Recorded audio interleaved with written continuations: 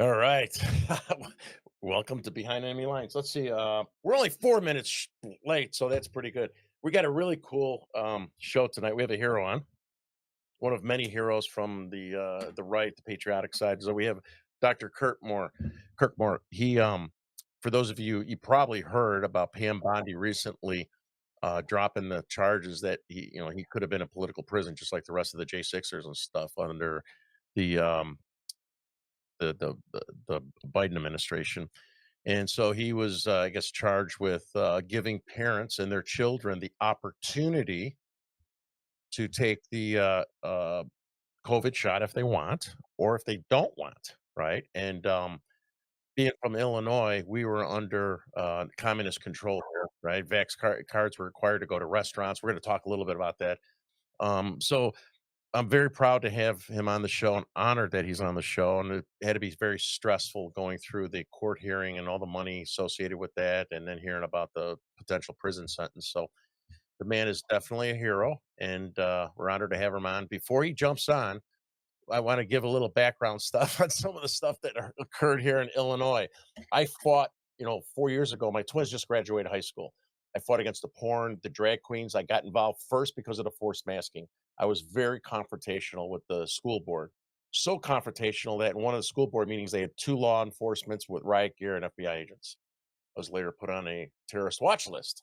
I think everyone, but we don't know if that was because I was at J6 or because I was one of the first very vocal school board parents. So we were on Newsmax. Mike has that video. I did an interview at Newsmax when my son we protested the masking. My son was one of the first one. He was only a freshman too, that refused to wear a mask. In the state of Illinois, Pritzker was very aggressive with our children. There's look at so there's a funny that's a good one. Like so, I don't know if any of you guys remember back in the day. So the kids were forced to wear masks, right? And this is I bought this off of social media. It was called the FU mask. And my son got to wear that. That's me at a school board meeting. I went with hillbilly teeth. I sat right pretended FU. They would how they would film school board meetings, right? You know how Oh, they get yeah. odd set up and so at the end, this is when I first met all these people. That's when my son was put locked up in the hole, and I had him go to school with that. And you'll see this on the Newsmax show. I knew they were locking him up because I sent him to school without a mask, and I put that "Let's Go FU Brandon" shirt on him. And you'll see it's kind of funny when you see the Newsmax show. But when I had that FU mask on at the school board meeting, I pretended I was lost, and I stood right in front of the tripod, and I'm going like this so they could see the FU because we're full of liberal scumbags. My whole neighborhood area was liberal scumbags, the school board, and we have rhinos, right? And I had Republicans come up to me out front there, and they said, "You know what? I'd really appreciate if you would not wear that shirt again." I go, "What shirt?" He goes, "The one you." I go, "This shirt?" I was being sarcastic. He goes, "Yeah, it's kind of vulgar." And this guy's like a grandpa. I mean, he doesn't even have kids in school. I said, "You know what, buddy? You know what's vulgar is the strap-on dildo books that my kids have in their school. That's vulgar. And you're going to complain about my shirt? What these kids are doing to our children?" He goes, "Well, I'd really appreciate if you don't wear that shirt again." I said, "Oh, don't worry. I got many more. I had all kinds of funny ones I wore to mess with them." And so I was a thorn in their ass. So little background, my son was one of the first kids to go, refused to wear a mask, and they put him in the hole. They put him in a room where everybody could see him in the The schools. fishbowl. Yeah, fishbowl room with glass, and they could see him. So that's kind of a little bit of the setup. We'll show that video right now. All right, let's go ahead and run this. Here we go from Newsmax. Welcome back to American Agenda. An Illinois father is speaking out after his son was suspended from school for not wearing a mask. Maybe that was it. The 15-year-old boy was told by school members that he, in fact, had to wear a mask and was then taken into a room within the school where he was instructed to wait. Joining us now to tell us more about what happened is the boy's father, Terry Newsom. Terry, thank you so much for joining us. Tell us what happened then. Hi, Bob. Thank you very much. Yeah, so I think everyone probably heard what went on in Illinois on Friday. A judge ruled that Pritzker's order is illegal. It's called a TRO suit, and within that, there were 700 students of 1 million in Illinois that signed up for the suit. What the judge ruled was that what Pritzker is doing is illegal. But in the meantime, it wasn't considered a class action lawsuit yet. And that's open for debate in the future. So basically, the parents are, like everyone else in the country, were very, very frustrated, right? It's been such a tragic for the kids. So we are sending our kids to school. Lots of them in our area are sending their kids to school without masks. So my son Anthony went without a mask, and then he was taken by the dean. He's going to kill me for that photo. So my son's on the wrestling team and football, and they locked him up in a fishbowl room right by the cafeteria. Some of the wrestlers went by and took that picture of him. So anyway, they locked him in there because they said it's not in effect for everyone.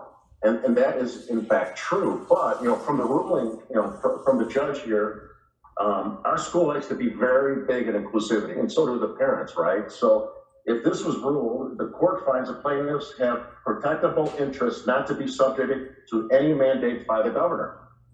The defendants do not, the schools have the authority to require masking, close contact exclusion, vaccinations, and or testing in schools unless it's voluntary. Okay. So if that is illegal for 2 children, a lot of these schools in Illinois are now moving to mask optional, right? With everything we've disclosed. Yeah, but let me ask you about your son, just so we understand the story. Was he allowed to go back to school, or is he? He's locked up right now. No, he's at school. He's in that same room. My understanding from the other kids is that he's the only one in that room right now, which is like right by the cafeteria where you can So walk is by. he able to see the classes? I'm not saying that's the way they should do it, but he's not able to even. No, they got 70 kids and some more kids got confidence from my son yesterday. Another adjacent school from here in Hinsdale has 400 kids in the auditorium, locked in there all day, sitting there. My son And they're not able to get on their computers to watch like they did at home, forced to do at home last year? No, they have to do their own homework ad hoc, just sitting there, just sitting there. And now, how much do you think it had to do with the T-shirt he's wearing? Oh, no, we knew that was going to happen. I told him to wear that T-shirt. We knew that was going to happen. You told him to wear the T-shirt. You're getting your son in trouble. No, he was in trouble before that because of me. Our school. Let me ask you this. Is he still allowed to wrestle for the school? Well, they're in their last 2 weeks, and he's got an infection in his knee. Not an infection, I mean, something. Like a staph infection. I know wrestling. Yeah. But there's other boys that want to participate because they have sectionals coming up. Okay. And we got a threatening letter from the superintendent saying that there's consequences, and of course there's consequences, right? But the kids that are going to sectionals, they can't even take the chance, right? Because they don't, and it makes sense. Right. I mean, everybody's making their decisions, and some people are compromising what they might believe and say, well, I consider wrestling more important than not wearing a mask. Let me ask you this. When they wrestle, which, by the way, is the most... We'll go ahead and stop that there, because that's pretty much through the important part. Yeah. So, is Doc on yet? Yes, sir. Oh, go ahead.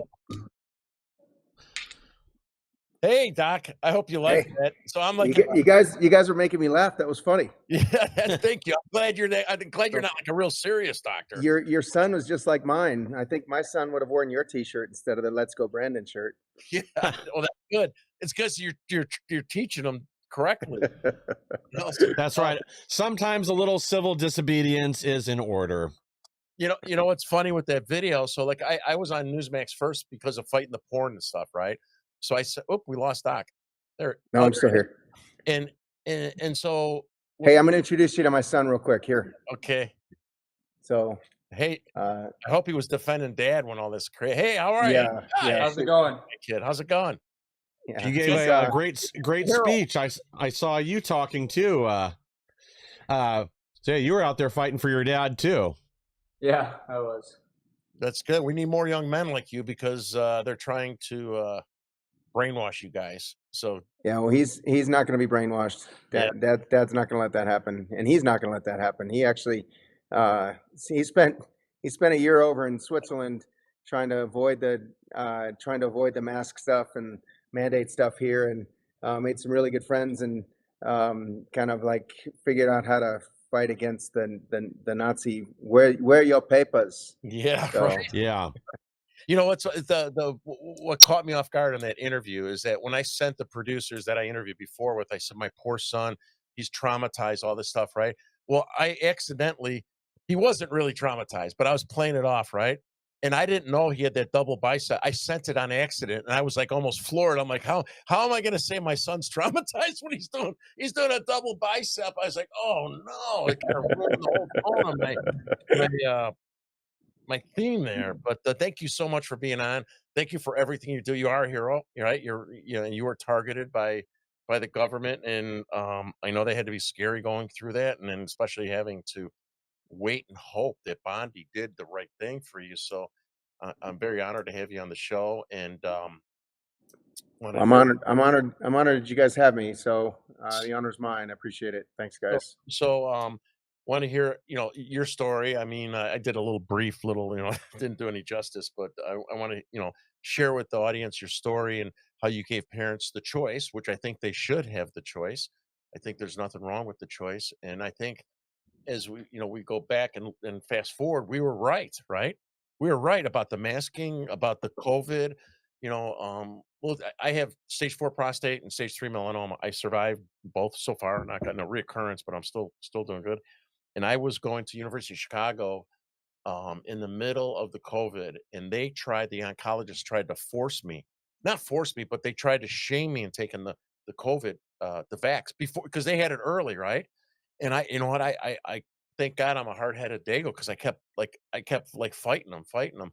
And he was getting mad at me. And I said, you know what? I go, you guys couldn't even get the mask. The first day I got immunotherapy, it was the first day they locked Chicago down. And we were told not to wear a mask. And I had masks in the garage. I do work around the house. I had masks in the garage, and my wife was allowed to go. The hospital was shut down. I'm like, should we wear a mask? And I'm like, oh, that guy Fauci said we shouldn't wear a mask.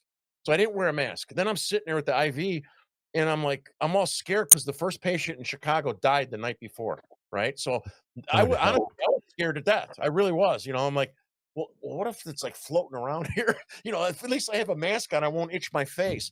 And then so then I told the oncologist, I go, "You guys were wrong with the masking. You said no mask, 1 mask, 2 masks, 3 masks." I was being smart ass. I go, "So you couldn't even get that right, right? Right. So I'm gonna worry about this vaccine that you have, and it's not political, it's not a Trump thing. You guys sped that whole process up, and I'm not gonna do it." And then he got mad. He goes, "You're the only oncology patient in University of Chicago that did not get the vax." So enough about me. Wow. You're I'm the only. That's impressive, though. I mean, for you to kind of push back against that, good for you, man. so tell So, us your story now that we're done with mine. um, well, my story started in 2020. Just like everybody else's, I guess. I was just doing my job, making the world more beautiful one day at a time.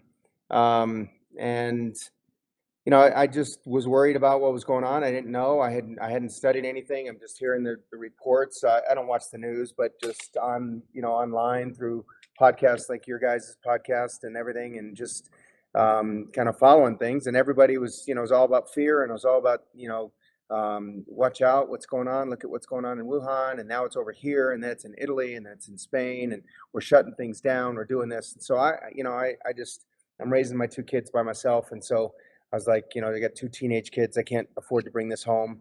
Yeah. So I closed my office down. But I'm sitting at the same desk, same table that I was sitting at then. And that was a Tuesday afternoon. By Thursday morning, I had done a 180. I said, this is all fake. There's nothing to it. All this stuff is just nothing but fear. This is I probably didn't even know it was a coronavirus at the time until, I started studying it.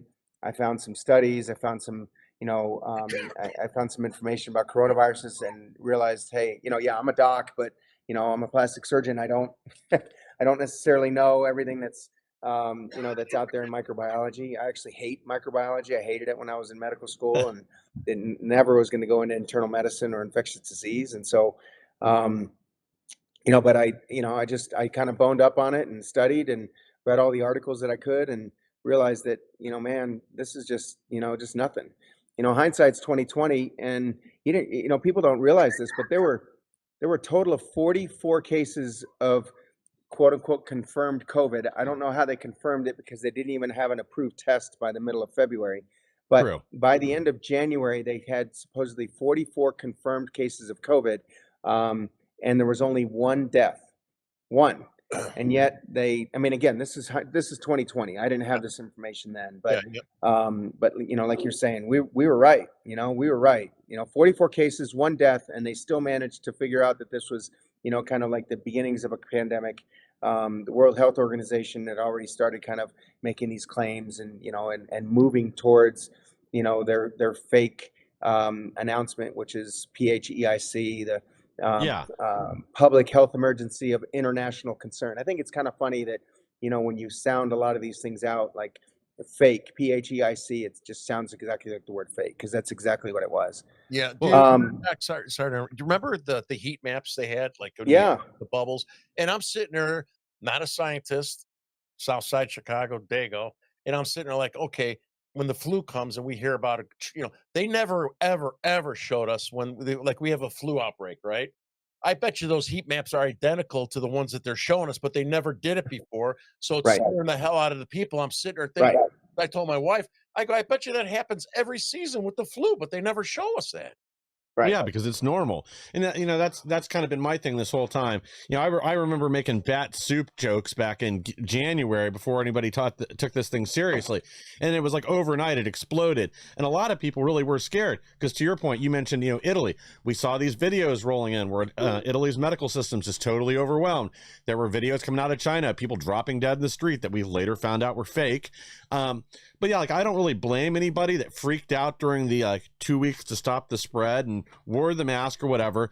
I think people then, it was, to be honest, my concern then wasn't that they were hyping it up, that this was much worse than they were telling us, and everybody was, this was doomsday.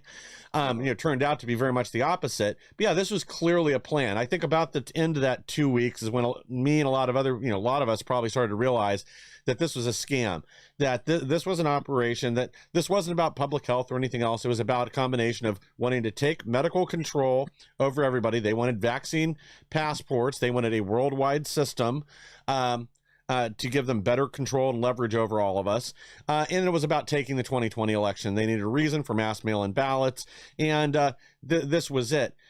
But yeah, it never really ended up being that dangerous. Now, in the industry I was in, I just refused to wear a mask. There wasn't anything they could do about it here in Ohio. I made some exceptions here and there. Like I had a client that was going through cancer treatments. She was already immunocompromised, so she asked people to wear a mask. We went in.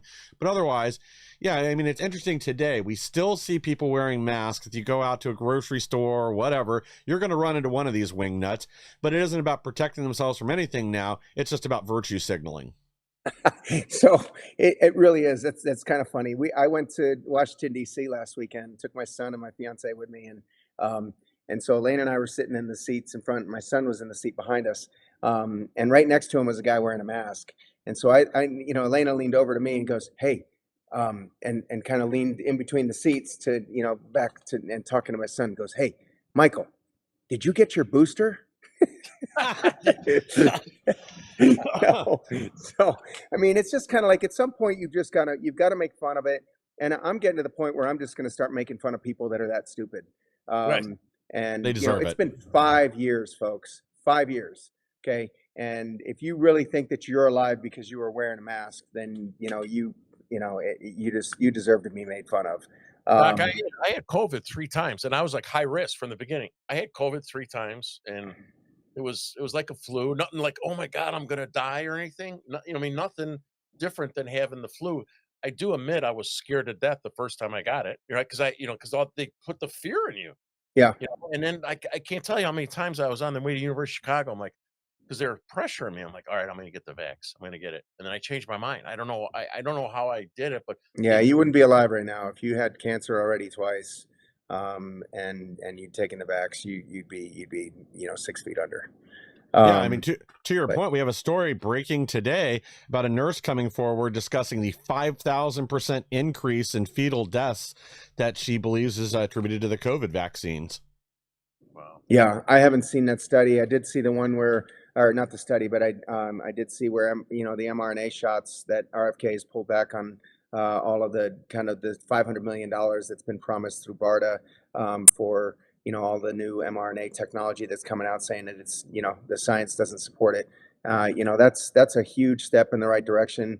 Until we get these things taken off the market, though, we're still murdering and maiming our kids and members of our society. It's a travesty.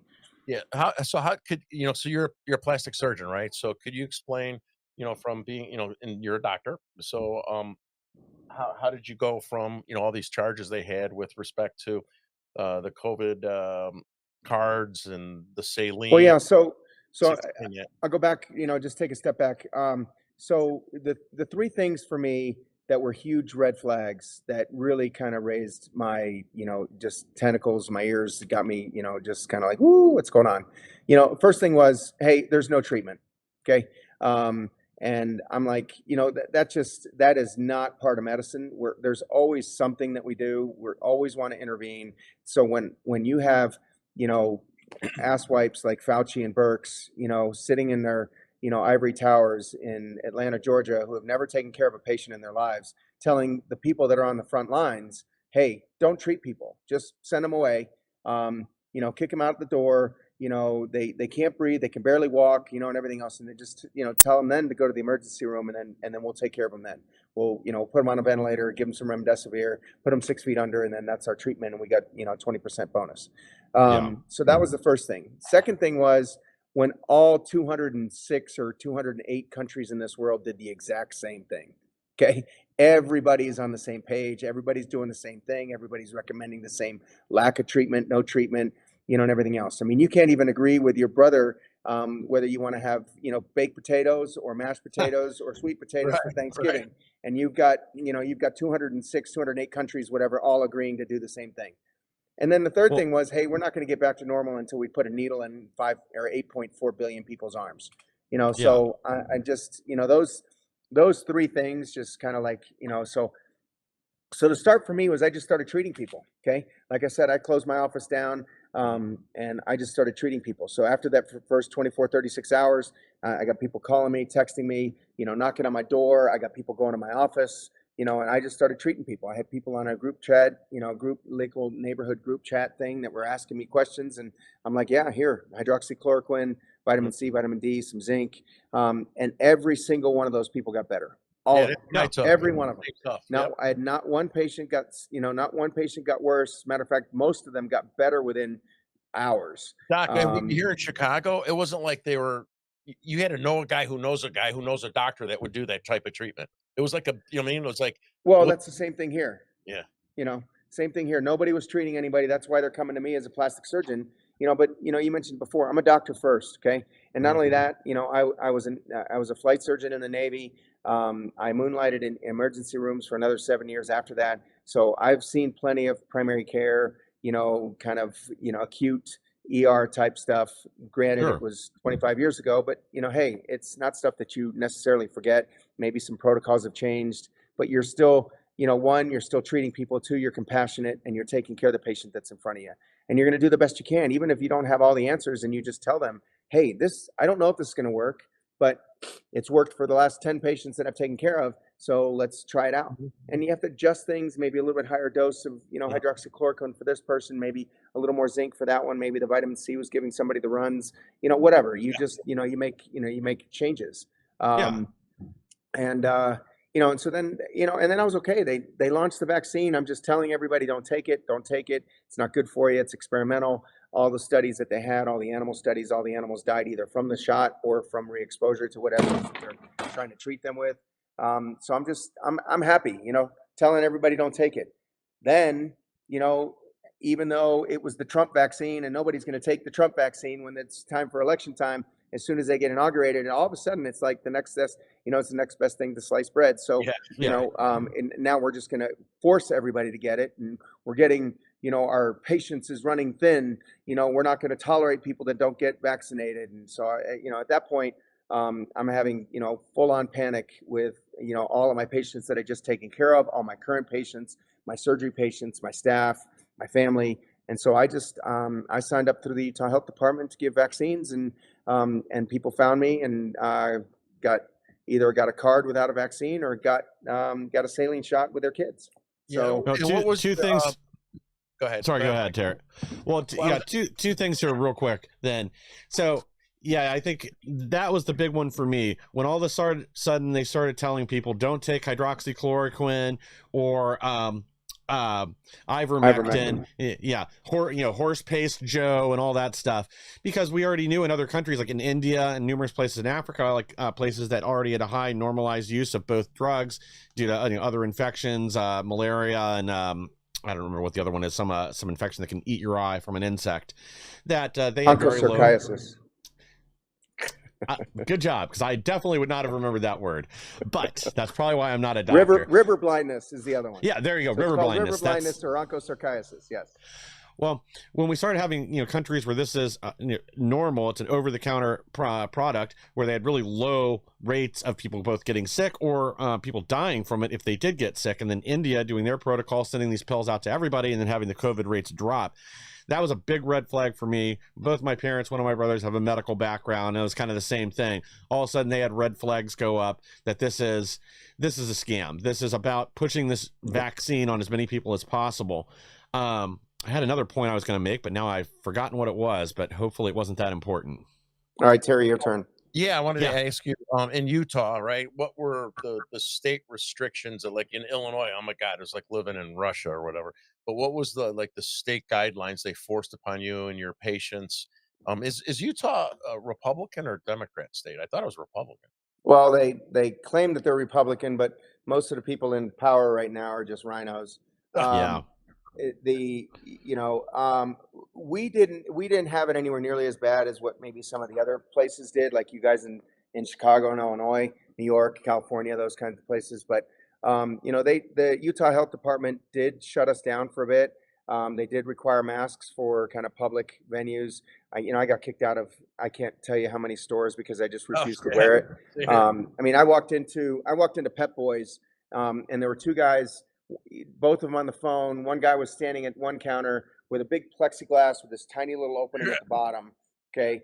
And then both guys were on the phone, but both of them had their masks off so they could talk on the phone. The one guy the one guy gets off the phone and has still got the mask around his chin and is talking to the other customer in front of him.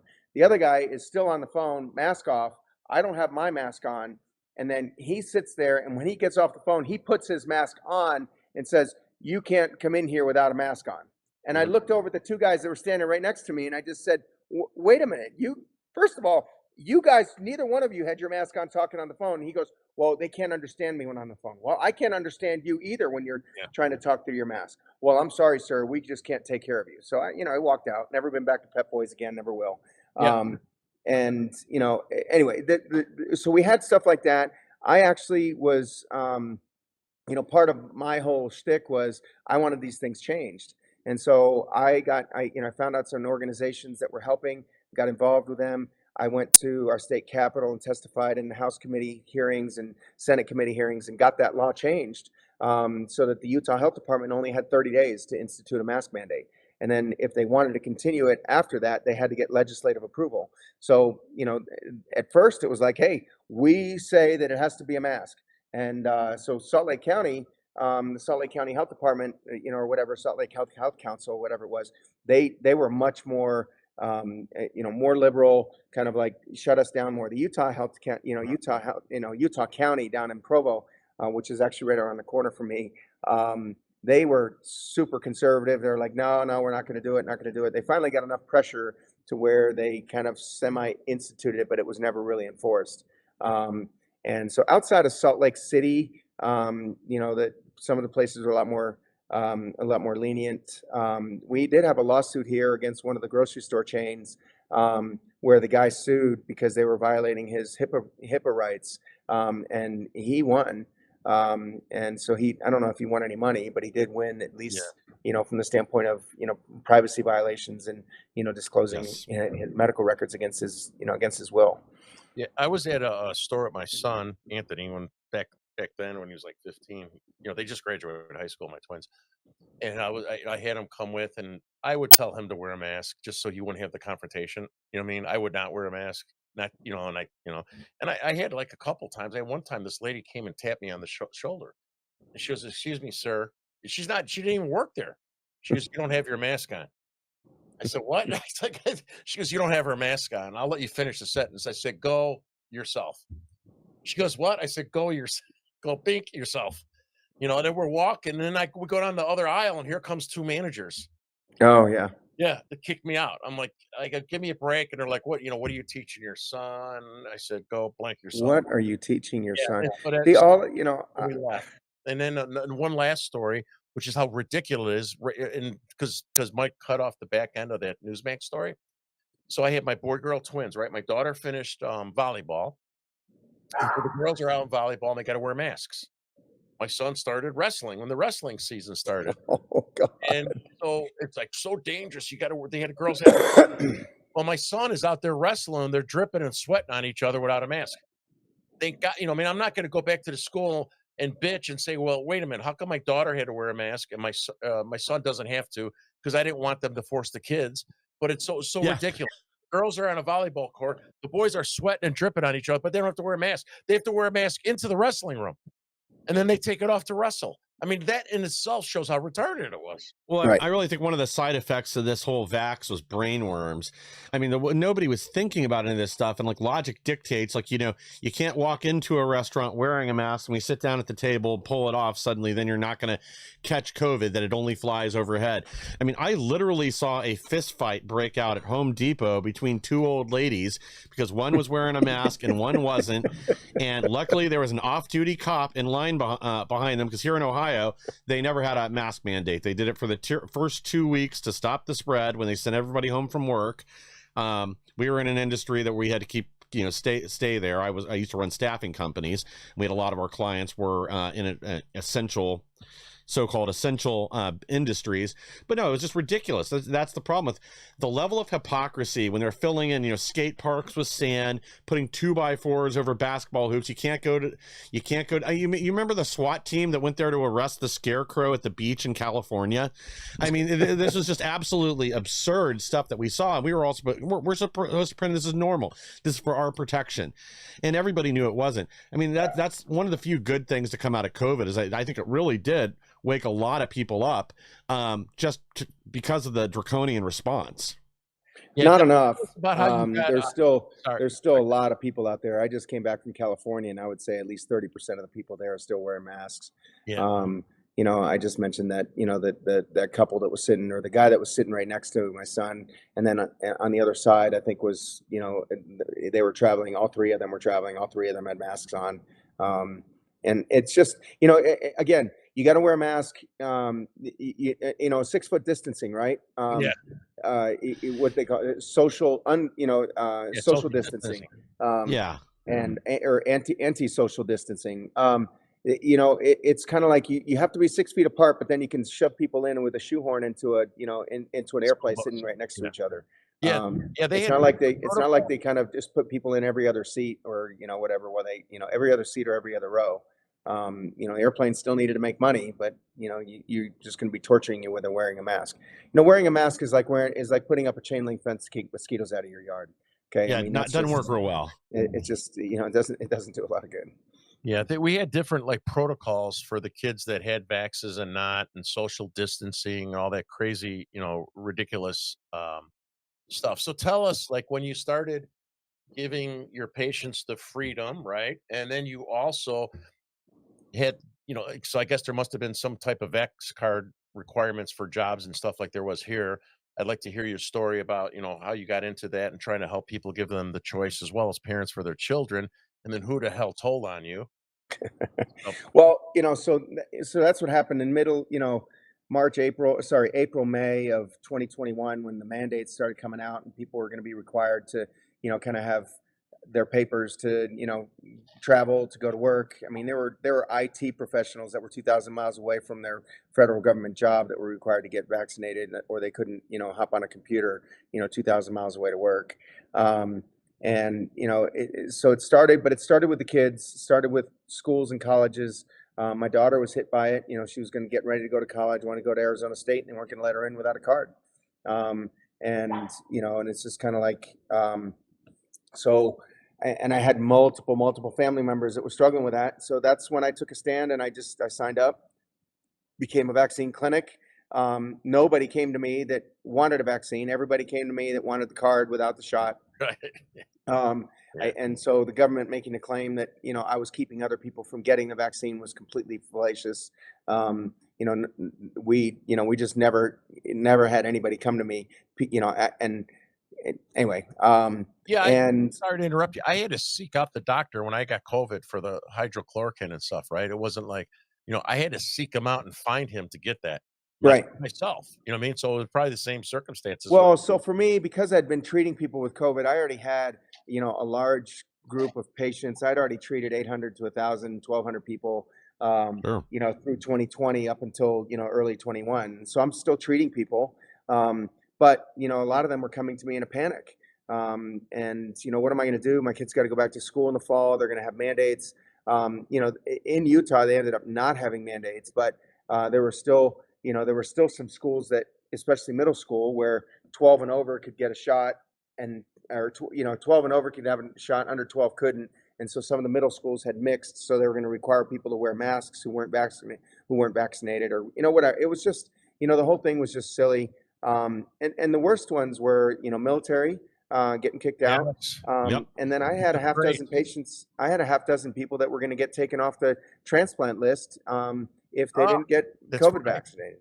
So my very last patient, Bethany, I actually had decided already that I wasn't going to do this anymore. But she called in a panic, had been taken off the kidney transplant list if she didn't get one. I So forgot about that. Did you help people stay on the list because of the cards? And yeah, so they then so they got their you're on. transplant because they just Yeah. showed their card. Now you asked me, Terry, how did I get caught? I guess there was a lady that was super anti-vax. She just said, no way, you'll never get me to take it. And she comes to my office, gets a COVID card, and then goes back to her HR department and shows the card. Piece And of so then shit. they said, something's not right here. Oh, And they so they called the knew. Utah Oh, Health okay. Department. Wow. So So that's a perfect transition for Mike to show this Vax card that we got there. So I'm Italian and Polish, right? And I look. well, I like the Italian part. But Yeah, I look more Italian. My grandparents, my mom's side came from Italy. My dad's mother. I had one speaking Polish, the other one Italian. I got in trouble when I was younger, South Side Italian guy. So I had the Italian side that kept getting me into crime. The Polish side kept getting me caught. I had to get a real job. So that's a joke. That's a joke. So this is a Vax card. So my dad, I was named after my dad, even though I'm like, I'm the only guy named Terrence with Gino and Anthony and Joey, and it's like Terrence. So my dad we have the exact same name, except you see, my father was born in 1940. So you could pull that down, Mike. And so I worked for a big international consulting firm for 22 years out of Paris, France. Need I say more, Doc? yeah, Paris, France, and all this bullshit vaccination stuff, right? And it's where that's where all the pedophiles go. yeah. So Yeah. I obviously I didn't follow the rules, and then when I live in the western suburbs now, and I had a dinner with people coming from all over the country. I work big international consulting firm, except I'm not a technology. I'm a sales guy. And my job's lunch and entertainment. So I was meeting guys from all over the country downtown, and I forgot they enacted you had to have a Vax card to get in. Couldn't get into the rest. So I go walking in. I'm seeing them. I'm seeing the host card people. I'm like, oh fuck! I got all these guys sitting there, and I was late. And I was like, shit. And I'm looking. I see their tables right there. I'm like, what am I going to do when I get kicked out? And you're worried about the politics. I work for a woke company, So then I called my dad, and he sent me that's my dad's Vax card. Sent you the screenshot. 1940, right? And so I go in there and I show it, and I'm sitting by. It's a long table. We probably had 18 people or so. And I sit by some guys that were like us, what I mean, that I knew. You kind of know, right, who you work with. Yeah. I'm like laughing and showing them. And there's this other sales rep that was getting pushed out by my company, hated me, right? He was getting let go. That prick did a anonymous tip hotline because he heard me telling the other guys, right? And then HR, I had 2 HR folks investigating me from this woke company. Oh God. Yeah, Okay. and then they called me and they said, well, we heard that you used a fake Vax card, and is that true? And I'm like, no, it's not true. And they're like, well, that's what we heard. And I said, somebody misunderstood. I go, all I did was I flashed my phone. There was nothing on the phone. I just flashed it and I said, we have people coming in from all over the country. And I go, you guys know I'm fighting cancer right now. HR knows about it, right? Because I had to, I was on a little leave and stuff. I mean, you guys know I'm fighting cancer right now, right? And my oncologist told me not to take it. It's the opposite. I lied to him, Right. and I used the cancer, the C word, to save my ass because I would have gotten fired, and it saved me. I did just get laid off February 22nd, I think, after 22 years. Wow. Little sidetrack. I once I got involved with the COVID masking, then the porn. I am like a heavy activist, nationally known for fighting like the Trendelargua guys and the Venezuelans. Nicaragua. Yeah. So I had I hosted Tom Homan here for secret meetings and stuff, and there was good stories from the right written about how I was having these cops have secret meetings that want to help them, and then Southern Poverty Law Center wrote a hit piece on me about I'm a racist bigot because I'm trying to go after the poor asylum seekers. Right now, we're going after gang members. And 10 days later, the French woke company laid me off after 22 years, not because of performance. They laid me off, and I said, "Was it because of my politics?" Because I had multiple. This is just one. I had multiple investigations, Doc. Right? And I said, "Is it because of my politics?" The HR woman goes, "Oh no, we love your politics." I won't say you're full of shit. We love your politics. So I lost. I got a new job, but after 22 years, because of my politics, I lost my job, which is okay. Well, I mean, again, that's what I was fighting against was, just people just like that, where it's just just people just do it just because they can. And I forgot the term for it, where you, gosh darn it. I know the feeling. Anyway, sorry, but Extortion. well, I mean, but what's when it's like that, Well, yeah, you had all these little Nazis suddenly empowered that all of a sudden they're given. What's the term? What's the term that you use when what it is that they're doing to you? It's like they're shaming you. Or, absolutely, yeah. And just, but they're, oh God, that almost came to me. Anyway, Chicago, the oncologists try to do too. Shame and like, I mean, it's just anyway. So so then we ran our clinic for about a year and a half. We shut it down. We were still doing 45 to 60 people a week when I called some of the other clinics around town, and they were doing like 1 or 2 a week. So I was just like, oh boy, that's going to raise some flags. So, so we shut it down in October, and then January 23, we get indicted for, fake COVID vaccines, fraud. And about how did you find out you were indicted? Did they come in, crash in, and take in all your shit, or what happened? Well, I guess, we didn't know this at the time, but obviously they impaneled the grand jury, they got the indictment, and then they came and served a search warrant on myself and my office manager. I didn't know at that time. Who was it? FBI? Well, it was like 10 or 11 officers. It was a task force. Yeah. So it was HHS, it was the OIG's office of HHS.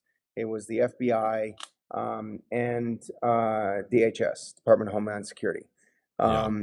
So they, they all showed up in force, not guns drawn. It wasn't like a SWAT takedown kind of thing, but, they lined my office is on the second floor. So they lined my staircase and probably had some people out back and out by the doors just in case people were going to make a run for it. And anyway, they confiscated our phones and asked me to give them the password. I said, no, just, find it yourself. They never got into my phone. They did get into Carrie's phone. But again, it wasn't really like, what are they going to do? They just saw a bunch of names with names and date of birth and, height and weight sometimes if we were also prescribing them ivermectin or something along those lines. It's just, anyway, that's all they had. They did a superseding indictment on us in January of 25 and added a charge of destruction of government property and evidence tampering, which added 20 years potentially to our sentence, or at least to my sentence, because I was the only one that was accused of that. and then we had our trial in July. So it was a whirlwind. Candace Owens was just on with Tucker the other night, and she's talking about kind of like what these people do, what the government does. I mean, the whole thing with the Macrons is a little bit different, and it's a civil case, but Yes. it's still government. He runs the French. I mean, he is the French government. And Yes. they just try to ruin you, and that's what they tried to do to me. They tried to ruin me. They got really close, and I sold everything that I had except for my house. Managed to keep that. My business is 2/3. I lost 2/3 of my business just because plastic surgery practice needs marketing. All my Yeah. marketing dollars went to my lawyers. So then if you lose your marketing and everything else and you're not making as much money, then it's just kind of like a snowball effect. So Is it's been people don't understand that the undue stress that was on you as well as your children. I mean, Yeah. not knowing if dad's going to go to prison and stuff, and Right. people have to understand. You go to you go to bed at night and you have nightmares. And I got 35 years ago. I got like except unlike you, I deserve. I got in trouble. I got caught with my guys doing stuff, and I changed my life dramatically. College, everything and stuff. And but the when you go to court and you got trial and stuff, it's like a roller coaster. You think things are going well, they're not going well. You can't sleep. You're like, oh my god. You think of the worst, and you probably experience all of that stuff in your children because you're their father, right? So Right. your family Well, the had to suffer, and you didn't deserve to be going through all that bullshit. Well, in a lot Yeah. of I ways, mean, the it was process is the punishment now. Sorry, go ahead. exactly. Yeah. Yeah, that's what I was going to say. That's exactly what, Candace said, and I've been saying that for the last almost 3 years now. The process is the punishment. They don't care about the truth. They don't care about justice. They just want to win, and they'll win at any cost. We're talking about they accused me of $28,800 worth of fraud. Okay, Yeah. 28 grand. They probably spent $3 million prosecuting me at least. Right. Okay, Yeah. Oh, easily. and then the acting U.S. attorney gave or demanded that everybody in the whole Utah U.S. Attorney's Office go and sit in the courtroom to show support for the 3 people that were prosecuting me, because we had more people in the courtroom, we had an overflow room, we had people outside, and so they wanted to have like some sort of not have that whole Yeah. side of the courtroom empty, if in case they didn't have any cameras or anything, but still they just anyway, so just think about the cost just for those first 2 days when he did that, right? The whole U.S. Attorney's Office is sitting over there, kind of not getting any work done, not doing anything, just sitting there, just kind of like, talking on their phones or texting or whatever, trying to semi-pay attention to what was going on. All because they're trying to, again, make an example out of us. That was Garland, right? Was that Garland that did that?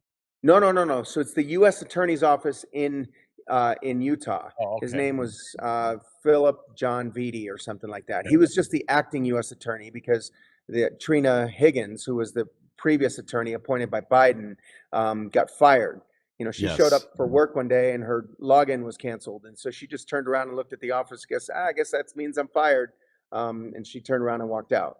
So then they had. Nobody else got fired. I thought that they would just take, I was hoping that they would take everybody down, like the top 2 or 3 echelons, and then hire new people and bring them in. And they might still do that, but it just, it takes time. There's, 50 states plus the District of Columbia. They've got all these people that they got to, confirm and nominate and confirm. I think I know who's going to be the next U.S. attorney, and I think she'll probably be really good. But, anyway, it's just kind of, it's just the weaponization of that. I mean, we're talking about 28 grand. If they would have come to me in January of 23 and indicted me for this, and they said, hey, you know what, we can all make this go away, pay the $28,800 back, give us a $10,000 fine, and we'll walk away. I'm like, okay, let's do that. But no, they gotta make a show out of all this and try to, and they want to prove that this is what happens to you when you push back against the government, when you stand up and you don't do what they want you to do. That's So- the bottom line right there, because we see this with these, whether we're talking Summer of Love rioters or whoever else. If they're on the left, if they're pushing the narrative, they're pushing the agenda, even if they break the law, there's going to be little to no consequences for them, unless you like escalate things to the point of like throwing a Molotov cocktail bomb in a police car. Then I guess you're gonna have to do some time. Or but even burn then down a Tesla dealership. Yeah. Well, now there are consequences, because now our DOJ is actually acting. So yeah, don't go out there and riot anymore, because you'll do real time. But yeah, there was a time where this was political. It was about sending a message. Same thing they did to the J6 defendants. I mean, there's a lot of these guys that early on thought this would be like any other case, that they'd go in, they're going to pay a few $100s for trespassing, maybe have to do some community service. But instead, they ended up in court battles. It cost them hundreds of thousands of dollars, drove a lot of them into bankruptcy. And the whole time this is going on, they're watching them dismiss charges for people that literally burn down cities, attack federal officers, attack police officers, and there's no justice for them. Right. And a half dozen of them committed suicide too. Yeah. Yeah. So I had the FBI. I was at January 6th peacefully, Doc. Matter of fact, I was on immunotherapy on January 5th. My cop buddy, I shouldn't have went. My wife was pissed at me. He picked me up. I was so exhausted. Thank God I was exhausted. You don't know me because I'm like kind of an active guy. If I wasn't exhausted, I talked my friend in at the last line of police on the west side. I was so tired from the treatment, everything. I said, let's go. I'd be in prison. You know what I mean? I'm like, come on, my cop buddy. I'm like, let's go. I had the FBI here. I was a domestic terrorist. My mother and my wife, I had FBI agents on the front porch. And then Matt Gaetz stuck up for me and sent a letter to Garland, Ray, and Mayorkas. Why am I on a domestic terrorist watch list? They put my family through all that bullshit. Yeah. They made Well, do you remember the Quad S's? Yeah. Remember the Quad S's? Yep. Okay. When I was traveling in 2022, 2023, I went out of the country a couple of times, and I came back, or my boarding pass had the 4 S's on it. And so I had extras. I mean, again, me, I hadn't done anything yet, and nobody, but I'm just because I was speaking out about, I guess, COVID, and speaking out and posting things on my Facebook page, and and everything else. I mean, I got censored in Facebook, I don't know, half dozen times. Now too. After January 6th. Did you lose your TSA pre-check or no? Oh yeah. Yeah. Did you get yours back? I don't know. I have to reapply. I got to wait for all the paperwork to kind of. I lost mine like 3 years ago, right? Because of all this bullshit that we went through. Mine was different than yours. I applied a month after Trump was inaugurated, and I got it back with no. So you ought to, what I mean? I was like, I thought I was going to get rejected because the computer systems or whatever they did to do that to me, and I got it back. So you ought to apply, and you'll get it. Yeah, back. no, I will. I just got to make sure that all the paperwork goes through the system and everything else, because I don't want to pay the $95 and then, or whatever it is, and and yeah, I'm just taking the money. I'm broke right now, man. $95 for me is is a week's worth of food. That's why we got the gifts and go down here, and we want so the last end of your story. Could you share with us about how or when Bondi got involved, how you found out? Obviously, it's a great time for you. Did you know, or did you just hear all of a sudden she got involved, or did somebody reach out to you to give you a heads up or help? Yeah. So that whole week was, kind of a surreal week when you look back on it. Okay, we had a rally on Monday morning. It was super emotional. The Speaker of the Utah House was there talking on our behalf. Carrie Ann Lisenby was there, another Utah House representative. We had Jason Preston, who ran for one of the Utah House position, or not, one of the House U.S. Positions for District 3 here in Utah, and he got my vote. I had a whole bunch of people, and went into the courthouse. Interesting jury selection. One of the prosecutors accused Chris Anderson and myself of jury tampering by standing out on the steps and encouraging a mob to tamper and to kind of obstruct the jury and to try to get them to whatever it is, whatever wording he used. And the judge just looked at him and said, I think those people out there have a First Amendment right to to protest. And I don't think that there was any violence. I don't think they obstructed anybody from coming in, and they didn't accost anybody. So I think that they were perfectly within their right to do that. So it was really good to see the judge do that. And then Ed Zoll was there from Died Suddenly, Yep. And he was there all He's week. been on our show. Yeah. Yeah, he was Yeah. there all week. You know, I was on his and Matt's show, you know, the week before. It was the first time they'd heard about it. You know, Mary Tally Bowden was the one that told them about it. And so they called me up right away. I got on their show. And he was awesome. He stayed with another friend of mine, Robert Scott Bell, who's a radio host, you know, naturopath physician here. You know, they just, you know, he was taking notes, and he was talking to witnesses and everybody else, and writing things down. And then he published that article either Wednesday night or Thursday that came out, where he accused Pam Bondi of kind of knowing what was going on and just turning the other cheek. And then Friday we had that much bigger rally with, you know, Matt was there, and Shannon Joy was there. And it was She's just, actually you know, much bigger. You saw, Shannon's you know, on our network here now. She's one of the hosts on my network here on Ex American News. yeah, so she was there. She flew across the country. She found out about my case the week before too. And then my son had those 2 speeches that went viral. And so all of that kind of combined, you know, and just was kind of building up momentum Wednesday, Thursday, Friday, and just all of the publicity. Marjorie Taylor Greene kind of grabbed the bull by the horns, yeah. and, you know, called out Pam Bondi and said, I'm going to call her right now. You know, and Pam Bondi herself said that it was Marjorie Taylor Greene's kind of insistence on this that really kind of changed her mind. So that was, you know, Wednesday, Thursday, you know, and then Friday afternoon, we get done with court, and I'm sitting there going over my notes and talking to my attorneys. And, you know, I thought we had a really good week. I think we punched a bunch of holes in their story. We punched it, you know, I didn't think that they'd had, you know, the prosecution had, you know, made a lot of progress. They, you know, just hadn't proved that it kind of met the threshold of even a felony conviction of $1,000 in value. Mhm. You know, and they couldn't prove that they still own the product when it was sitting in my refrigerator in my office, which was crucial to them filing these charges. Mhm.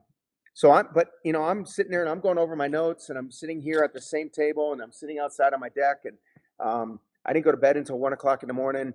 You know, I'm sitting here thinking, God, what am I missing? You know, I'm biased obviously because I think Yeah. we had a good week, but you know, those guys are pretty smart. One of those guys is a Harvard grad and went to Harvard Law School, and you know, and everything else, and so they know what they're doing. Yeah. But what am I missing? I get up at 4 o'clock in the morning, same thing, going through all my notes and everything else. And 8:30 in the morning, my phone rings, and it's my attorney, and she says, "Hey, what are you doing?" I said, "I'm just sitting here talking to my mom." And she goes, "Well, I'll tell you what, why don't you put your mom on speaker?" And I was like, "Whoa, okay." First of all, she calls me, and I'm thinking, "Oh no, what kind of trouble am I in?" Right. And you know, what did I do wrong? And she'll tell you that that's the same thing that she got when the phone rang, and she saw it was the prosecutors calling. She goes, "Oh no, what did Kirk do now?" Um, but she says, you know, "Hey, I just got off the phone with the prosecutors, and here in a couple hours, Attorney General Bondi is going to make an announcement that they're dismissing your case." And I literally just collapsed. My mom and I were crying. She went down and got my son from his room in the basement, and Oh, he's coming up, and he's already texting people, you know, that the case got dismissed. He comes over, we're both crying, he hugs me. And then, and in the meantime, Kathy's telling me, "Hey, keep it a little quiet until Attorney General Bondi, Matches it, you know, yeah. until the announcement comes out." And I looked at Michael, and he looks at me, and I go, "It's too late, right, Michael?" He's like, "Yeah, I already put it out on social media." And by the time we got off the phone call, Jason Preston had already made an announcement, had already posted a video that the case had been dismissed. So I said to Kathy, I said, "A little too late, you know," and she goes, "Don't worry about it. It's okay." So let me guess, after you went through that, right? I bet you were physically exhausted, even though you were happy, right? With Yeah. all the burden on Oh, everything yeah. on your shoulders, and Yeah. Huge letdown. yeah, You know, a like, big, oh, you know, and big it's relief. hard to explain. It's like, yeah, it's hard to explain. That was Yeah. So I went from Saturday morning being still indicted, figuring at 2 o'clock in the afternoon, I was going to meet with my attorneys about what our plan was, whether I was going to testify, whether we were going to put on the defense, you know, what our strategy was going to be, to 4 days later on Wednesday at noon, meeting with Pam Bondi, Marjorie Taylor Greene, and Senator Mike Lee in the Attorney General's met with office Mike Lee. at DOJ. Oh, yeah, So awesome. it was just a surreal experience. And you know, thank you very much to her, to MTG, to, you know, Senator Lee, Thomas Massey was involved in it too, because he Awesome. put Yeah. out a couple of tweets, and RFK finally came around again on his own, personal account in April. He announced that he thought I deserved a medal, but not through his Secretary Kennedy account. But then on this one, that Thursday or Friday, he said, thank you to Marjorie Taylor Greene for bringing the attention of this case needed to the Attorney General's office, and everything else. So, it was just, it was kind of just a coalescence of all kinds of things. Everything kind of just, lined up for us. I certainly think that the administration being kind of hammered over the Epstein stuff and wanting to make it look like they're doing something, made a difference. Yeah. So, I'll take it. Yeah. So But now I tell you we what, gotta get you financially back on your feet. I hope everyone's looking at that Give, Send, Go that's watching to try to yeah, help. well, Doc recover. we spent $800,000 in our defense. We've collected about, a little more than half of that back. So I really appreciate everybody contributing. It's made a big difference. But I'll tell you what, the meeting that we had with AG Bondi was not a publicity stunt. It was a legit, the one word that comes to mind to me is genuine. It was a handshake and a hug. And it was, I'm sorry.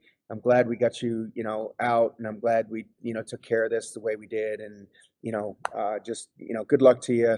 And just, again, Yeah. not move on. I mean, they know that I'm not going to stop.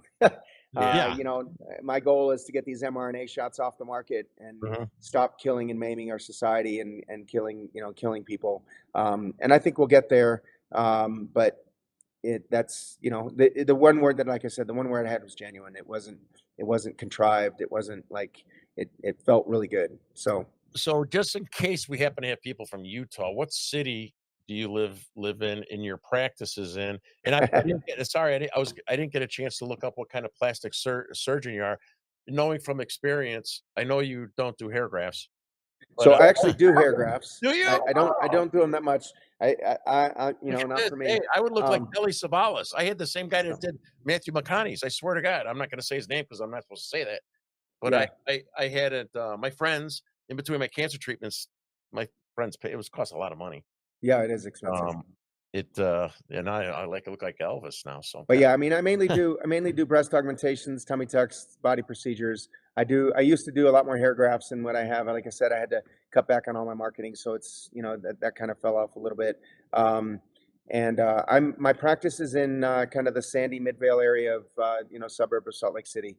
I think we've made the transition to Freedom Surgical and Aesthetics, and I think our website is freedomsurgicalutah.com. And I think my original website, Plastic Surgery Institute Utah, is still up and running. So that's where I'm at. yeah. I'll get those out too after we get off air, because I am going to tweet out your Give, Send, Go on our Ex American News account. It's got about 200,000 people that follow it, so hopefully we can help you out there, because we've got a pretty generous audience here. And again, the kind of people like you that are fighting the good fight, fighting against tyranny, these are the kind of people we need to support. Those that actually have the courage to step forward and do something about it. There's too many keyboard warriors out there that are afraid to take things out in the real world. And that's what it takes to actually get things done, to actually institute the change that we all want to see. So again, I want to salute your courage and willingness to fight back and not just cop for a plea deal or whatever else like so many do now, and then to continue the fight even afterwards. Because I think you are gaining momentum right now. More people are waking up to the real danger in these mRNA shots.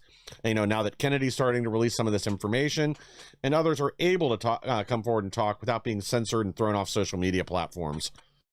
Yeah, no, I agree with you. So, Doc, I think I need to have you have a counseling call with my wife. So I got remarried. I got a younger wife. My kids just graduated high school. I got a 32-year-old. And it's like when I first met my wife, that's 20 years ago. And I keep telling her it's time for a tune-up. So it's time for all right. Well, that's what we do. Mommy makeovers, breast augmentations, tummy tucks. time for a tune-up, baby. She don't watch or I'd be screwed right now. I'm upstairs. I'd be divorced as soon as the kids leave for college. So all right. Well, I don't want to get you in trouble. thank you. Yeah. And Mike will get you on like some of the other shows and stuff, right? And Yeah, if you're interested, I got a few that would definitely be interested in having you on. I do a lot of work with Sharona Bishop, America's Mom. She's been fighting a lot of the stuff, good fight over in Colorado, and covers a lot in Utah, and a few others that cover medical freedom. So we'll keep in touch. I'll get you booked on some other programs if you're interested. But yeah, I mean, that's the thing with COVID. You know, it brought out the worst in a lot of people. You had all these busybodies going around hiding behind their mask, trying to use this power they thought they had against their neighbors. And I think it really changed a lot of things. It woke a lot of people up, like I said, not enough, like you guys said, but you know, this is what really got the ball rolling on figuring out what they were force feeding our kids in school, the medical tyranny that they wanted. And this really shined a lot on the real agenda, this globalist WEF, World Economic Forum agenda that was getting pushed forward during COVID. And I think it weren't for people like you and others that stood up, we'd probably have vaccine cards and the whole 9 yards by now. Well, I appreciate that. You know, look, we did wake a lot of people up. There was a recent study that was just published that 60% of women, young mothers and young women, young mothers and pregnant women, were not going to vaccinate their kids, or at least not vaccinate them according to the schedule. So that's huge.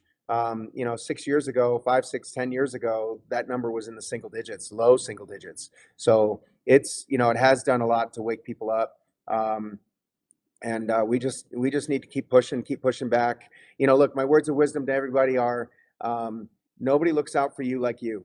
Okay. So you've got to look out for yourself. You've got to realize that the government is not looking out for your best interests. And, you know, you've got to, you know, kind of just take your own life by the horns and just direct it yourself, because nobody's going to do it for you. We have a lot of apathy in our society, and we just have a lot of people that think that our government is just, you know, they're doing the best they can for our own interests. They're not. And, you know, and stand for your principles, you know, do your own research, read about things, understand things. You don't have to have any more than an 8th grade science education to kind of figure out what COVID was doing to people. And, you know, and just rely on your own instinct, rely on your own gut, do your own research. It's, you know, it's not a taboo subject, and just push back on what people are doing to you. Well, thank you. You are definitely a hero. We got all kinds of heroes in this battle right now, and you're definitely one of the heroes, and I'm grateful to get you on the show. Well, thanks for having me, Terry, Mike. Appreciate it. Thanks, guys. Well, thanks again for being here. To our audience, thank you guys for joining us tonight. Again, go to GiveSendGo /Fight for More, MOORE. Help Dr. Moore out. Again, these legal fights are costly, as we've discussed numerous times with many guests here. If you can afford even $25, whatever you can afford, it goes to a good cause, goes to a great patriot. So guys, thank you again for joining us tonight. Please like, share, and subscribe. Help us to grow so we can bring more people the news the mainstream media doesn't want you to hear. We'll be back on Thursday.